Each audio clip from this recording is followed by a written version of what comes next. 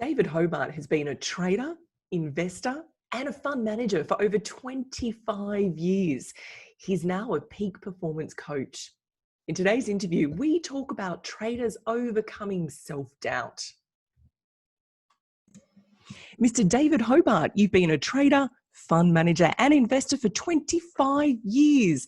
Hello and welcome to Talking Trading. Caroline, thanks very much. Well, more to the point, thanks for reminding me. It's been that long. You're not feeling old, I hope. Well, a little older now. Yeah. Now, you are a Goethe fan. This is my favourite quote from Goethe. What you do or dream you can, boldness has a genius, a magic, and a power in it. That's my favourite quote. But this is your favourite Goethe quote. When we treat a man as he is, we make him worse than he is. When we treat him as if he already was and what he could potentially be, we make him what he should be. David, why is self-doubt such an issue for traders? Well, Caroline, that's actually a paradox given the quote that you've just read out, because of course, Goethe was trying to get across there, at least how I've interpreted that quote, is that if you see people for their greatness, see people for their inherent possibility and hold them to that, then that's who they become. And it's almost like for individuals, it's a memory, it's a remembering of who they are and who they can possibly be. They don't really have to do anything other than be who they already are. So, but in terms of self-doubt, of course, that gets in the way. And there's a paradox inside self-doubt. Like for me, a little bit of self-doubt for traders in particular is a healthy thing.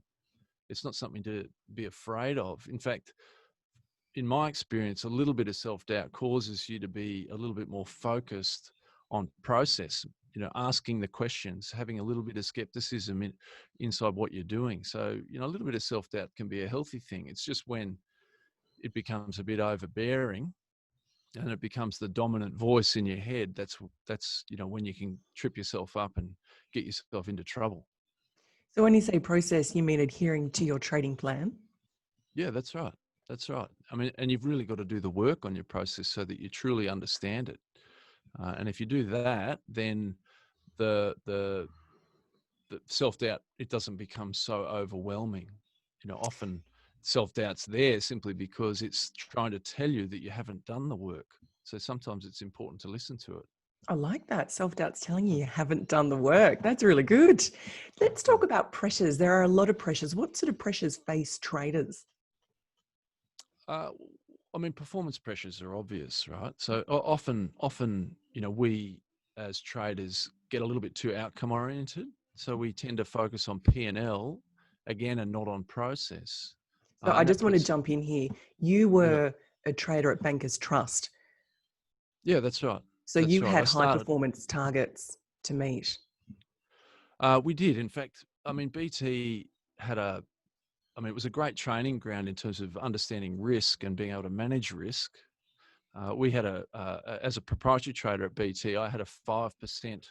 If you were given a notional capital amount of say $10 million to invest, our initial drawdown risk budget was 500,000. So 5% of 10 million. But our budget expectations were 20% or $2 million with a risk of 500,000. So, I mean, that was a pretty tight and some could argue these days unrealistic expectation for, there's not terribly many strategies in the world that can kind of consistently generate that kind of risk return profile. Mm. Mm. So what other sort of pressures face traders? Well, I would say, some of the things that you worry about, like scarcity is a good one for private traders. So people tend to, they tend to get, again, it's too focusing on the dollars and the cents. And that kind of gets in the way, particularly when you're in a drawdown. So when you're in a drawdown and you get really afraid of taking risk because you're really scarce, you're afraid of losing, then it impacts your capacity to have clear thinking. There's a whole bunch of neurological and physiological responses that you have when you're under that sort of pressure, which just doesn't allow you to think clearly. So that just you can feel it. You can feel it. As your adrenals start pumping and your focus narrows, your cortisols go through the roof.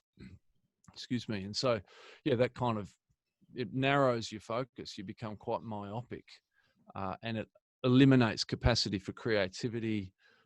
You start to see risks where none actually exist. So it can have a pretty material impact if you let it build. For me, you stop taking entry signals, you miss trades, you missed runs, and it's because you're tight.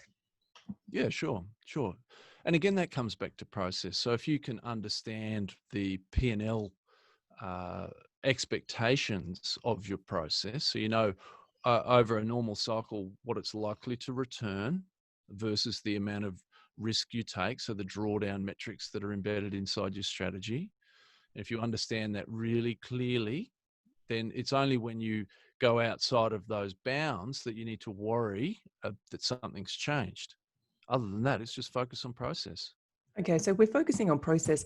There are certain repetitive patterns of behavior which can adversely affect traders. Are you familiar with some of them? I mean, there are the obvious cognitive biases that we all bring to the table. So those are like anchoring bias, recency bias, fear of missing out, regret, and greed feeds into all of that as well. And probably the most obvious and common one is confirmation bias, where you have a view and then that's all you see. You see everything that confirms that view. Mm-hmm. So there's some of the things that typically get in the way, but probably. I mean, again, those types of biases can generally be dealt with by understanding, like if you look at entry, for example. So if you understand what the probability of all your entry signals are, you understand what the things are that impact those probabilities, then, those biases, you can kind of not eliminate, like they're always going to exist because we're all human, but they don't actually have to get in the way. You said a So, bias that I that can, hadn't, sorry, a bias I hadn't heard before, anchoring bias. well, I mean, anchoring I mean, if you think of the foundations to technical analysis. So when you look at a chart and for example, when a trend might be becoming established, you might see a series of higher lows and higher highs. So the market moves from a range to it starts to creep higher through higher highs and higher lows. Well, what are those higher lows and higher highs actually representing? Well, they're representing a shift in participant psychology, and people are going, oh, so the market's starting to tilt to a more bullish bias. So what they do is go, oh, they got down to, let's say the original low was 10. So the market starts to put bids in ahead of 10 because they're anchored to the recent past. Does that make sense? It does. So it's, yeah. So and so anchoring bias exists in the marketplace, but as an individual, you sort of need to be aware of how the market is anchored to the recent past, but you don't want to be anchored to the recent past. You need to be flexible and independent, of the past, if that makes Nice sense. distinction. Yeah, it does. Yeah. So let's talk about entry. And a lot of people hesitate on entry. I think all traders at some stage do. What's your advice? I'm going to sound a little bit like a cracked record, Caroline. I think it, I'll talk from personal You got experience. So guitars in the background, so you're well, okay to talk like a crack record. yeah, boom, yeah. So in my experience, when I was running my fund, I was having some issues with being decisive around entry. And so I sort of thought of it from a military perspective. So in the military, there's this notion of you need 70% of the facts and then you need to act. So you need to be able to say yes, no, like as a trader, yes or no, buy or sell, and be decisive. And I was hesitating around my entries. So I thought, well, how can I train my body and train my mind to be more decisive? So I went looking for some form of, as it turned out, I did a martial art because I thought sword training might actually be the thing that'll help me be more decisive. If someone's wielding a sword at you, you know, yes, no, you want to make that decision fairly quickly. Physically, that's what I did. And it did help to some extent. But actually, I think in reality, and this is where the crack record comes back into it, is the more you understand the probabilities associated with your entry signals, the more you understand your setups, what impacts those setups, what are the factors that impact those setups, and how that impacts on probability. And you can do that through back testing and walk forward analysis, like simple kind of watching your strategy unfold. In a back test type environment, you can build up the muscle, if you like, to being able to make decisions much more with more certainty, with more confidence. You may not have more than 70%, but you'll be able to say yes and no, or buy and sell much better when you're armed with the facts. So, I think it comes back to process more than anything. In my personal experience, whilst it was great to do sword training and a martial art for 10 years, I got a lot of other ancillary benefit. I think at the time, had I spent more time on understanding the probability around my entry signals, then I would have had better outcomes as a trader. Can we talk more about your swordsmanship? Because it's such an unusual martial art to have mastered. What did it bring you personally? If we can just elaborate more on it. Well, personally, I mean, it was a ninjutsu, so it's a Japanese martial art. It's mostly about using the energy of the people that have provided, a little bit like Aikido, which is again a martial art which uses whatever's presented, but it's real life combat training in a way. So that one of the first exercises we did was how to defend yourself at an ATM from a knife attack. So it's kind of bang, straight away you're learning practical skills that, of course, I've never had to use in the world, thank goodness. Can But you show us? but Can you give us a few sure. moves? No.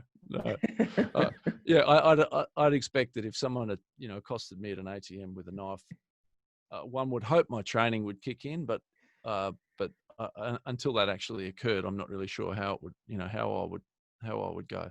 What a great But skill. What a great practice. yeah, sure. But in terms of trading, where it really helped actually was when in a drawdown, because one of the psychological trainings that we went through was this notion of going into battle as if already dead. So, it's like, look at what your worst case scenario is and stand inside of it. Like, actually look at what that's like.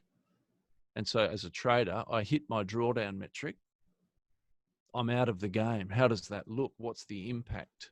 What's the impact on my investors? What's the impact on, my profitability, what I'm doing, my family, all the things around me? Look at it square in the face and then go, okay, well, if that's the worst, all right, now I can focus on trading as opposed to, playing defense. I can play offensively again because I understand, like, I'm going into battle as if already dead.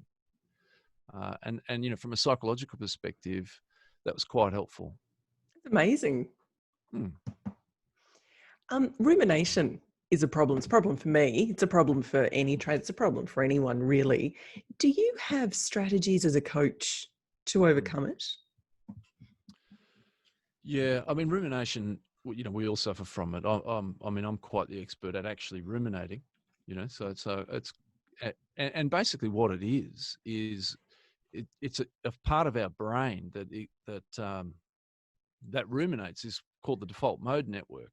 And so this part of your brain, it kind of kicks in when there's nothing for you to do that requires immediate focus and attention. So it's this part of the brain that's for daydreaming, it's for mental time travel. So you can see yourself in the future. And with the rumination, you often find yourself back in the past. And rumination generally is this asking yourself, why? Why did I do this? Why did I do that? As opposed to something a little bit more practical. So, there's a few things that I use to help people and to help myself get out of ruminative thought. And the first thing is, instead of asking why, ask what. So what could I have done differently? What would I do next time? As opposed to why did I do that? Because why, just you end up chasing your tail. Whereas what gives you something actionable. It's actually tangible, actionable, and it's also future looking. It's not backward looking. So that would be the first thing. The second thing would probably be exercise, actually. So, but it's not just normal exercise. It's because of the default mode network. You want to do something that requires coordination. You want to switch that default mode network off and engage something that requires more focus. So just simply going for a walk and bouncing a tennis ball is a great example, because you can't concentrate. You can't, you're not going to ruminate when you're trying to catch the tennis ball. I mean, I row. So, I go rowing in the morning. So it's an exercise, but it requires quite a bit of attention and focus while I'm doing it. I've never ruminated, and I never think about markets while I'm rowing, because it's just too much. Water, or is it a rowing machine? Well, I do both. But yeah, I'm in rowing crews out on the water, and that technically requires quite a bit of focus. Otherwise, you make a mess of it. So, that's quite helpful. Yeah, and outside of that, I mean, I've built a process that I use so that I can get out of not just rumination, but I can get out of self-doubt. I can get out of ego attachment in a really brief moment in time. So I've got a process that I sort of have developed through my own meditation and learnings over the last 25 years, where, it's like an emotional reset button. I can literally press the button on demand and feel no attachment to the past, no attachment to the future or to outcomes. And I call it, it's kind of a self-care program or process, simply because you need some, what's the word? You need to train your mind around compassion, around awareness, around emotion regulation, before you can genuinely express yourself free from all that stuff. And yeah, so they're kind of some of the things that I do, in and with my coaching clients. Daniel, you're a friend of Jason McIntosh's, and Jason's a friend of Chris and Louise, a good friend of Chris and Louise's. Jason took me to the club down at Kirribilli, the yacht club. It was beautiful. He's a great guy. What can you tell us about Jason that maybe we don't already know? Well, Jace is an interesting fellow from Jace. Okay, Jason. He probably goes as Jason in the world, but yeah. So he, as a trader at BT, he was never particularly seeking risk. I described earlier how BT had a very 5% drawdown, 20% budget parameters, and as a quant trader, that's really, really difficult. The only real strategies that kind of could do that were discretionary type strategies, where you could really scale into positions. And you know what? There's a lot of bad habits that get taught with that as an idea. And so Jace resisted the risk. He resisted taking marginal risk and taking too much risk. So he was always quite conservative as a trader at BT, because he was always looking for something that was repeatable and consistent. And, had he not done that, he probably would have developed a lot of bad habits. And so as it is now, his process is very robust, it's very repeatable, and it's very consistent. And it's probably because he didn't take a crazy amount of risk at BT like that he was often encouraged to do. If you were to look at your trading processes now, what would you say, Dan, that you really like about your trading? What are you particularly good at? So Well, I'd probably prefer to actually answer what I'm particularly bad at in the first instance, and because I've gone through some soul searching with my trading over the last 5 or 6 years. So as a discretionary macro trader, I ran a discretionary global macro fund. For the first 5 years of that fund, I was hitting very good metrics, very strong Sharp ratios. We won awards, best emerging manager at the Australian Hedge Fund Awards, etc. Wow. And then for the last 2 or 3 years of that fund, the performance fell away, and I struggled as a trader to actually generate consistent returns. And one of the big things around that I've through my sort of reflections around what went wrong, what I could have done better, what would I do next time, has been again focused more on probability and process rather than just sitting and expecting my strategy to survive all seasons, because the world actually did shift. We saw central banks coming in, which we hadn't seen before with quantitative easing. We saw passive investment strategies like ETFs, BlackRock and Vanguard, being the majority of flows into markets that are almost agnostic to economic conditions. And so my strategy was just no longer profitable, and I didn't have the flexibility to adapt in the face of changing circumstances. So yeah, I think now what I'm doing well is actually I'm coding, and I'm learning how to actually identify probabilities for all of my entry signals, and that I'm not leaving anything to chance. I'm not leaving anything to my past. I'm not trying to extrapolate a successful past onto a successful future. I'm taking responsibility for my current circumstance and my current trading strategy. So what are you doing now? You're doing performance coaching. Where can people go to book in a session with you to find out more about you, to get some of your trading wisdom? And what are you doing with your trading? So my website's davidhobart.com. That's not terribly difficult. Yeah. And mostly the performance coaching I'm doing is to professional traders, portfolio managers, and proprietary traders, and professional traders. And what am I doing now with my trading? Well, I'm recutting all of my strategies. So I'm actually I'm learning to code. So I'm using AFL, which is AMI Broker, and we've got all these setups, all the trading signals that I used in my hedge fund. We're testing them all, and we're building strategy that's much more robust and right now I'm investing. I'm more of an investor than I am a trader, but I've stopped trading until I get all my metrics right. And actually, that's been quite difficult.